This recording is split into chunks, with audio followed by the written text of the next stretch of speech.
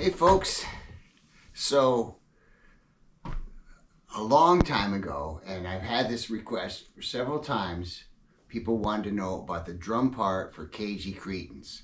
Cagey Cretins was a song on the third Blue Oyster Cult record, Secret Treaties, so stick around, we'll get into it.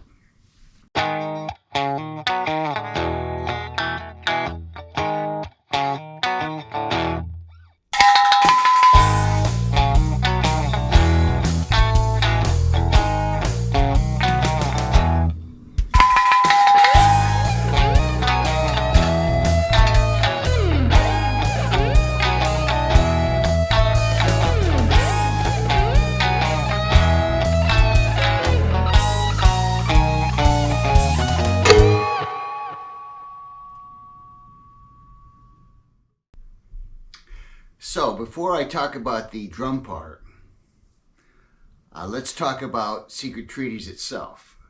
This record was our third record at Columbia 30th Street Studio. That was a very famous studio. It had Miles Davis, Kind of Blue, a bunch of Miles Davis records. Some of his best work was recorded there. Mahalia Jackson in 1955 recorded her biggest seller there. And my dad, he only had two records. He had Mahalia Jackson and Nancy Wilson. And so I was listening to a record that was recorded in that studio as a kid. Pink Floyd, the list goes on. Bob Dylan, all kinds of people recorded in this gigantic space. And so we got to record there, which was a much nicer studio. They had a Moog synthesizer there, which we'd never messed around with. So we were able to Allen was able to do some Moog stuff, very cool Moog stuff on the record. And I had the luxury of time to tune my drums. So for each song, I tuned the drums to the key of the song. I would go around with a strobe tuner, and I would,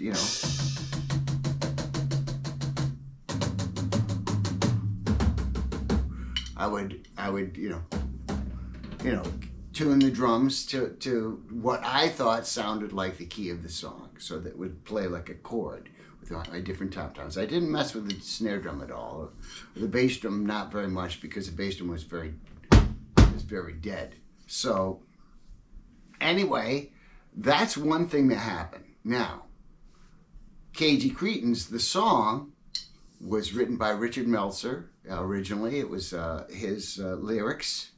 And I don't know, they were hanging around, and I decided to put a couple other songs together that I had written for Soft Droid Underbelly to make this track for this song. So one of them was Bark in the Sun, which had the phrase, "The fug in the car is, the fug in the car is." So, speaking about the Fugs, the New York band. Anyway, and, through the corridors of pennies on the dull side of town. Maybe someday that record will come out, or maybe I'll redo some of these songs and you can hear where the Cagey Cretins music came from. And the other song was called Mystic Stump. And that was the chorus, "Dumb clouds are raging." That was originally called from a song called Mystic Stump. And then the rest of it, the middle section, I just, came up with something to put there. Also unusual about the song is that it's basically Don and myself singing the "Ooh, Cagey, what you got?" and Eric singing their answer, "Got an awful tummy, oh no, it's inflamed." So, and then when it comes to the chorus, I sing the chorus, and then when it comes to the bridge, that's Don and myself singing. And what I didn't realize, and now I think I hear it on the record, I'm not sure, but when I was doing the 50th anniversary shows with the guys back in September of 22. It's supposed to be, I'm graduating in one more term because I haven't any time to burn. But Don was singing Any Time to Learn. So you got burn and learn there at the same time. Burn and learn. Hey, that sounds like a good album title. Burn and learn. Or learn and burn. Either way. But so anyway, and as far as the drum part, now we had started playing songs very, very fast. And so this was a fast song.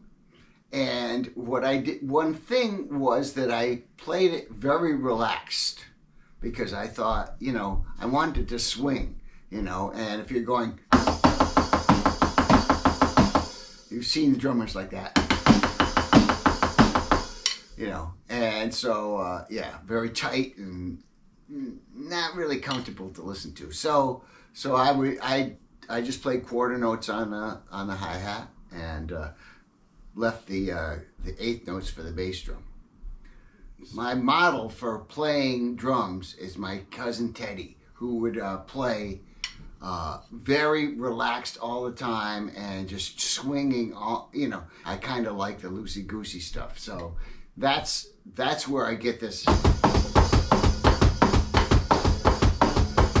like that. Just slow it down a little bit. But anyway, read it. Click track.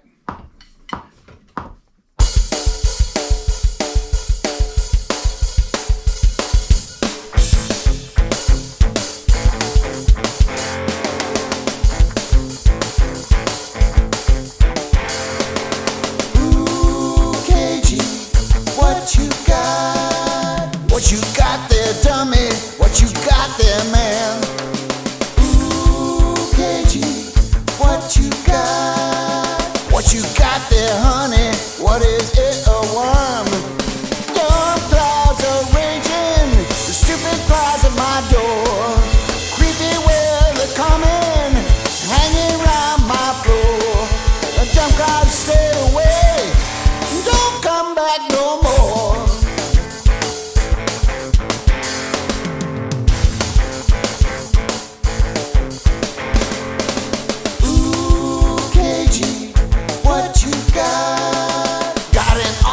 Tummy, oh no, it's inflamed.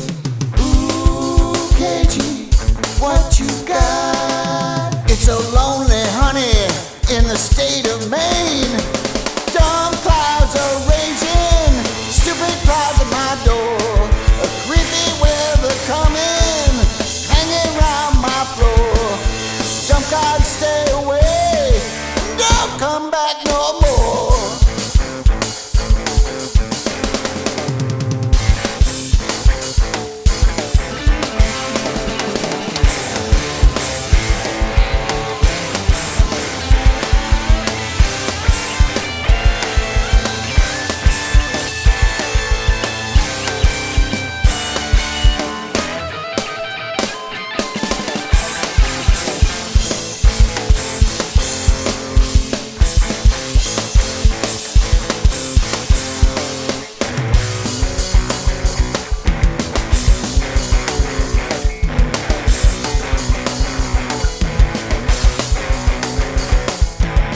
Graduating in one more term because I haven't any time to learn. The beating taste of high-heeled shoes. An eel is waiting under the train, being chased around by the neighbor's cat. It's so lonely in the state of Maine. Bells are ringing, ringing in my ear. Mother's wombs are crying, ringing in my fear. Mothers never run, except when rape is near.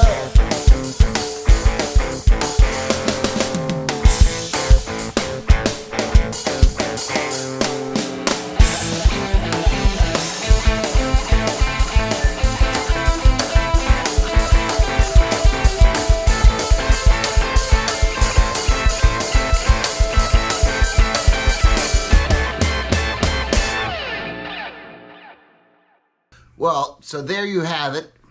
Cagey Cretins. People want to know what it's about.